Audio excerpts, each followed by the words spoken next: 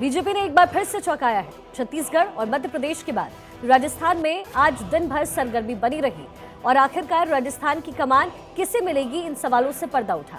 वसुंधरा राजे, सिद्धि कुमारी सरीखे कई नामों की चर्चा होती रही, लेकिन शाम के वक्त जैसे ही इंतजार की घड़ियां खत्म हुई तो राजस्थान के लिए जो नाम सामने आया वो चौंकाने वाला था। सांगनेर से पहली बार विधायक भजनलाल शर्मा को राजस्थान की कमान बीजेपी की तरफ से सौंपी गई। भजनलाल शर्मा राजस्थान बीजेपी के प्रदेश महामंत्री भी हैं और मूल रूप से राजस्थान के भरतपुर के वो रहने वाले हैं। यानी छत्तीसगढ़ में बीजेपी ने आदिवासी चेहरे को सीएम बनाया, मध्य प्रदेश में ओबीसी को और राजस्थान में एक ब्राह्मण को। तो अब आपको बताते हैं कि भजनलाल शर्मा दरअसल हैं कौन। पूरी कुंडली उनकी हमारे पास है। जयपुर की सांगनेर सीट से पहली बार वो विधायक बनाए गए हैं। सिटिंग विधायक का टिकट काटकर उन्हें टिकट दिया गया था। कांग्रेस के पुष्पेंद्र भारद्वाज को 48,000 वोटों से उन्होंने शिकस्त दी। एबीवीपी और आरएसएस से जुड़े रहे हैं भजनलाल शर्मा। संगठन में 4 बार बने प्रदेश महामंत्री और शायद किसी को इस बात का अंदाजा भी नहीं था कि राजस्थान में कुछ ऐसा होगा, लेकिन छत्तीसगढ़ और मध्य प्रदेश के बाद इस बात की आशंका भी थी कि राजस्थान में भी कुछ रोचक तो जरूर होगा, लेकिन ऐसा होगा और इस तरीके से होगा इसका एहसास भी नहीं था। भजनलाल शर्मा भरतपुर के अटारी गांव के सरपंच भी रह चुके हैं। साथ ही युवा मोर्चा में बतौर जिलाध्यक्ष उन्होंने काम भी किया है। इसके साथ ही 1992 में श्री राम मंदिर आंदोलन को लेकर के वो जेल भी गए थे। भजनलाल शर्मा के नाम के ऐलान के बाद 2 डिप्टी सीएम के नामों का भी ऐलान हुआ, जिसमें पहला नाम था दिया कुमारी का और दूसरा प्रेमचंद बैरवा का। साथ ही विधानसभा स्पीकर के लिए वासुदेव देवनानी के नाम की घोषणा की गई। दिया कुमारी जयपुर की विद्याधर नगर सीट से जीती है, तो वहीं प्रेमचंद बैरवा जयपुर जिले की दुद्दू सीट से विधायक बने हैं। सबसे पहले दिया कुमारी के बारे में आपको कुछ इन्फॉर्मेशन दे देते हैं। 10 सितंबर 2013 को बीजेपी में दिया कुमारी शामिल हुई। 2013 में सवाई माधोपुर से वो पहली बार विधायक बनी। 2019 में राजसमंद से वो सांसद बनी। 2023 में विद्याधर नगर से फिर वो विधायक बनी। 71,368 वोटों से जीती है इस बार वो चुनाव और ब्राह्मण को मुख्यमंत्री और राजपूत बिरादरी से डिप्टी सीएम बनाने के साथ साथ बीजेपी ने राजस्थान में एक और कार्ड चला और वो कार्ड है दलित कार्ड। दलित बिरादरी से आने वाले जयपुर की दुद्दू सीट से विधायक प्रेमचंद बैरवा को भी डिप्टी सीएम बनाया गया। यानी तीनों जातियों को साथ कर सीधे 2024 की गोलबंदी करने की कोशिश बीजेपी की तरफ से की गई है। विधायक दल का नेता चुने जाने के बाद भजनलाल शर्मा ने कहा कि भाजपा के सभी नेताओं के साथ मिलकर के राजस्थान का सर्वगणीय विकास हम करेंगे। वही बात अगर प्रेमचंद बैरवा की करें तो उनके बारे में भी कुछ इन्फॉर्मेशन। 2013 में पहली बार दुद्दू से वो विधायक बने। 2018 में बाबूलाल नगर से वो चुनाव हार गए, लेकिन 2023 में बीजेपी से टिकट मिला और वो चुनाव जीत गए। अब आपको कुछ नेताओं के स्टेटमेंट सुनवा देते हैं कि उन्होंने अपनी क्या प्रतिक्रिया इसके बाद दी है। प्रदेश की पूर्व मुख्यमंत्री, भारतीय जनता पार्टी के राष्ट्रीय उपाध्यक्ष श्रीमती वसुंधरा राजे के द्वारा श्री भजनलाल शर्मा का नाम प्रस्तावित किया गया और सर्वसम्मत से सभी ने इनका समर्थन किया है। और विशेष रूप से इनके नाम का समर्थन प्रारंभ में जिन लोगों ने किया, श्री किरोड़ीलाल जी मीणा, श्री वासुदेव जी देवनानी, श्री मदन दिलावर, श्री जवाहर वेडम जी और श्री जाबर सिंह जी, इन सब सारे लोगों ने और इसके अतिरिक्त पूरे सदन ने श्री भजनलाल जी शर्मा के नाम का समर्थन हुआ। इसलिए मैंने घोषणा की कि श्री भजनलाल जी शर्मा राजस्थान भारतीय जनता पार्टी विधायक दल के सर्वसम्मत नेता निर्वाचित हुए। आज मुख्यमंत्री के और विधायक दल के नेता के रूप में श्री भजनलाल जी शर्मा का नाम नामित हुआ है। उप मुख्यमंत्री के रूप में आदरणीय दिया जी, जो प्रदेश की महामंत्री के रूप में लगातार संगठन के व्याप को बढ़ाने के लिए और सांसद के रूप में बहुत सक्रियता से काम कर रही हैं। प्रेमचंद बैरवा जी, जो लगातार दलित हितों की रक्षा के लिए और उस क्षेत्र के विकास के लिए हमेशा से काम कर रहे हैं। आदरणीय वासुदेव देवना जी, जो बहुत ही वरिष्ठ नेता है हमारे और लगातार उस क्षेत्र से विजयश्री प्राप्त करते हैं। ये विधानसभा के अध्यक्ष के रूप में पूरे सदन का मार्गदर्शन करेंगे। मैं श्री भजनलाल शर्मा जी को, वासुदेव देवनानी जी को, आदरणीय दिया जी को, प्रेमचंद बैरवा जी को पूरे राजस्थान की इकाई की ओर से बहुत बहुत बधाई और शुभकामना देता हूं। मैं इतना विश्वास दिलाना चाहता हूं कि राजस्थान की ये जो टीम है राजस्थान के जो सभी हमारे विधायक हैं, निश्चित रूप से जो राजस्थान की अपेक्षा है हमसे, भारतीय जनता पार्टी से, हम माननीय हमारे यशस्वी प्रधानमंत्री नरेंद्र मोदी जी के नेतृत्व में हम राजस्थान का पूरी तरह से सर्वांगीण विकास किसी भी क्षेत्र में हो, निश्चित रूप से हम पूरा करेंगे। ये मैं आप सभी को विश्वास दिलाता हूँ। आप सभी को बहुत बहुत धन्यवाद। हम तो बहुत सौभाग्यशाली हैं। हम आया उसके बाद से थोड़ा सा कहीं ना हम लोगों तो को लगा बहुत सौभाग्यशाली हैं कि हमें इतना अवसर मिल रहा है इस जीवन में।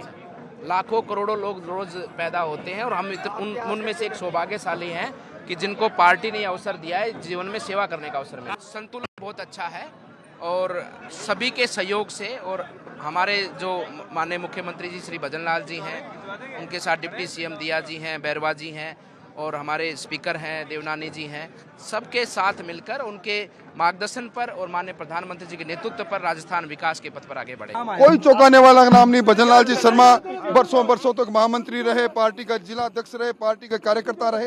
कार्यकर्ता को ही मौका मिलता है। भारतीय जनता पार्टी में कार्यकर्ता का पद ही सबसे बड़ा पद है।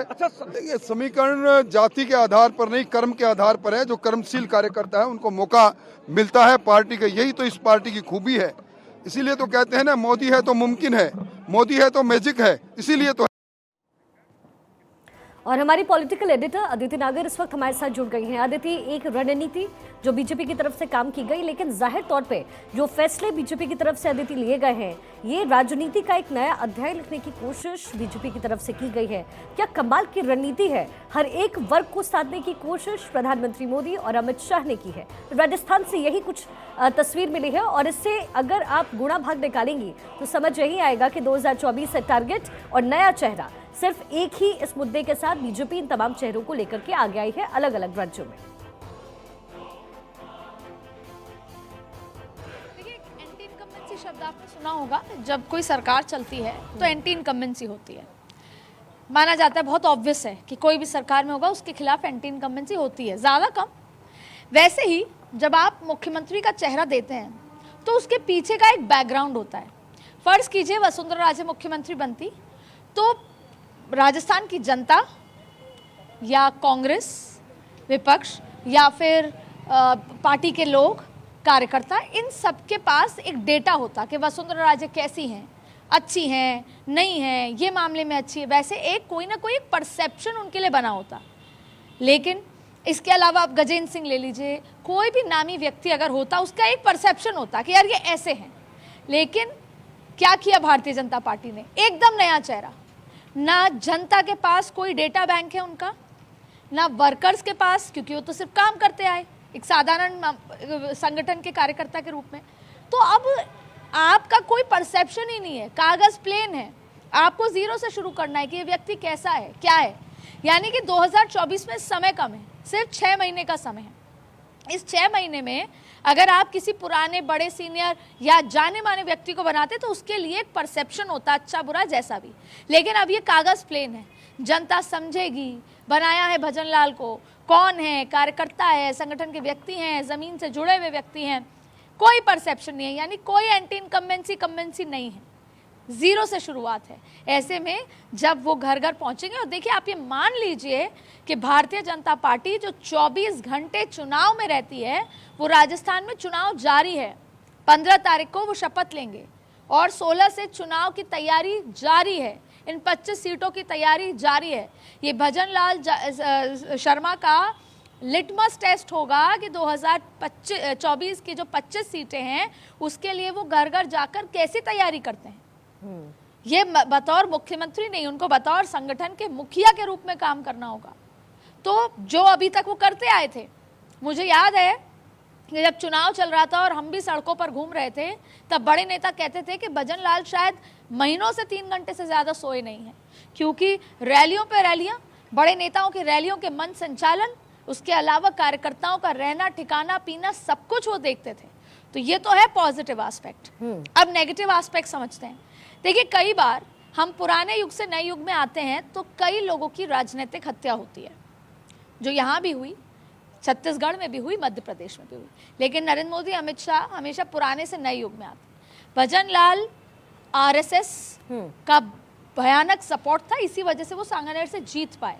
वरना माना ही जा रहा था कि क्या वो निकाल पाएंगे चुनाव, जहां पर एक बागी भी हैं जिनकी टिकट कटी है, सामने पुष्पेंद्र भारद्वाज हैं जो जबरदस्त सक्रिय थे अपने इलाके में सांगानेर में, लेकिन संघ पूरी तरीके से लगा। ये है संघ की ताकत, ये नहीं है कांग्रेस के पास पीछे कोई मदर बैकबोन काम करने वाले कार्यकर्ता जमीन पर। ये है संघ की ताकत कि संघ ने सोच लिया कि अशोक लाहोटी को हटाना है। कहीं ना कहीं अदिति इस बार बीजेपी की तरफ से संघ को प्रायोरिटाइज किया गया है, ये भी बहुत इंपॉर्टेंट है समझना। अदिति फिलहाल आपका बहुत बहुत शुक्रिया, माफ कीजिएगा समय की थोड़ी सी कमी है मेरे पास, आगे बढ़ना है, लेकिन फिलहाल बहुत शुक्रिया अदिति आपका। 22 जनवरी 2024 को अयोध्या में प्राण प्रतिष्ठा का कार्यक्रम है। 121 वैदिक और कर्मकांडी ब्राह्मणों के साथ ये भारत का सबसे बड़ा धार्मिक अनुष्ठान होगा। काशी के पंडित लक्ष्मीकांत मथुरादास दीक्षित के नेतृत्व में 50 ब्राह्मणों की टीम 16 से 22 जनवरी तक अयोध्या में रहेगी। प्राण प्रतिष्ठा से पहले कुल 60 घंटे तक यज्ञ, हवन, 4 वेदों का पारायण और कर्मकांडों का वाचन होगा। काशी के वैदिक ब्राह्मणों और इतिहासकारों का कहना है कि 1500 साल बाद देश में इस तरह का भव्य धार्मिक अनुष्ठान देखने को मिलेगा। कन्नौज के महान हिंदू शासक हर्षवर्धन के काल में प्रयाग में दान पुण्य के बाद भव्य यज्ञ अनुष्ठान के बारे में सुना और पढ़ा गया। इसका प्रमाण हर्षवर्धन के बांसखेड़ा अभिलेख में भी है और उसके बाद ऐसा कोई प्रमाण नहीं मिला है। पूजा का कार्यक्रम 17 जनवरी को सुबह 8 बजे से शुरू होगा, जो कि दोपहर के 1 बजे तक चलेगा। इसके बाद दोपहर के 3 बजे अनुष्ठान शुरू होकर के रात के 9:30 बजे तक चलेगा, यानी कि तकरीबन 10 से 12 घंटे की पूजा रोज की जाएगी। ऐसे 17 से 21 जनवरी तक होगा और फिर 22 जनवरी को प्राण प्रतिष्ठा होगी। कुल 6 दिन यानी 17 से 22 जनवरी तक लगभग 60 घंटे की पूजा अर्चना होगी। अनुष्ठान में क्या होगा वो भी आपको डिटेल में यहाँ पर बताते हैं। पांचांग पूजा होगी, वेद पुराण का पारायण होगा, कर्मकांड अनुष्ठान और यज्ञ होगा, प्रभु राम का अयोध्या भ्रमण होगा, अधिवास यानी कि शुद्धिकरण वहां किया जाएगा, शय्याधिवास या फिर रात भर वहां प्रभु सोएंगे, न्यास पूजा होगी, प्राण प्रतिष्ठा होगी। रामलला की प्राण प्रतिष्ठा के अनुष्ठान में 5 दिनों तक पंचांग पूजन, वेद पुराण पारायण और कर्मकांड अनुष्ठान, साथ ही भव्य मूर्ति की शोभा यात्रा निकाली जाएगी, कलश पूजन होगा, कलश यात्रा होगी, अधिवास होगा, न्यास पूजन होगा।